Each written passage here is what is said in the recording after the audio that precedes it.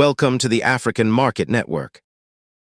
A 12.5% tariff, ordered under the Trump administration, on 7 African economies is now in force. The final word on a trade fight that's been building since March. 7 economies, 12.5%. And by the U.S. Trade Representative's own tiering, not one of them qualified for the lower rate. Here's what actually happened. The U.S. Trade Representative's office opened forced labor investigations into 60 economies back in March, looking at who was failing to keep goods made with forced labor out of their own import pipelines.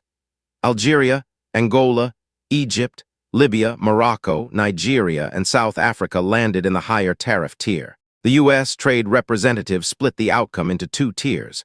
10% for economies with an accepted forced labor import law already in place, 12.5% for everyone else. All 7 African economies in the investigation landed in that higher tier. The process ran for months, public hearings in late April. The U.S. Trade Representative's proposal on June 2nd. A second round of hearings in July with more than 100 witnesses testifying in that final phase alone. The U.S. Trade Representative announced its final decision on July 23rd. The tariff became enforceable at 12:01 a.m. Eastern on July 24th, with a short grace window for goods already loaded and in transit. But here's the part that gets lost in the headline number. This isn't a flat tax on everything these countries export. The final notice carries broad exemptions, and goods already covered by separate U.S. national security tariffs aren't charged again under this one. Whether a company actually feels this tariff depends on how its product is classified, not just which country it's shipped from. South Africa fought hardest against it. President Cyril Ramaphosa's government made written submissions, held consultations with U.S. officials, and testified directly, arguing its own laws already restrict goods made through forced labor, and asking Washington for a full country exemption.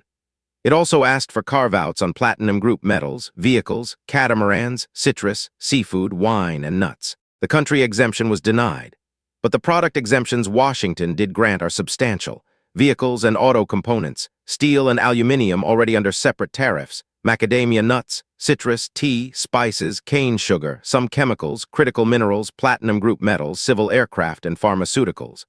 Wine, seafood, and catamarans didn't make that final list. The stakes go beyond one tariff. South Africa's trade with the U.S. is already under pressure. Germany has overtaken it in the country's bilateral trade rankings.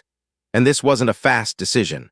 The full process involved consultations with more than 45 economies, over 2,100 public comments, and more than 100 witnesses in that final round. South Africa says it isn't done. Pretoria plans to keep engaging Washington to reduce or eliminate the tariff and to strengthen its own rules against forced and child labor in imports. But any relief now depends on a new U.S. decision. This one is locked in. 3 things worth tracking. 1.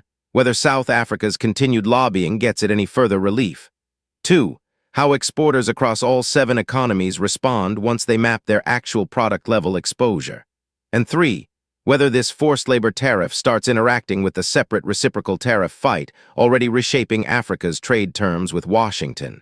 We'll keep tracking how it plays out. If African market opportunities are what you're here for, this is the channel for that.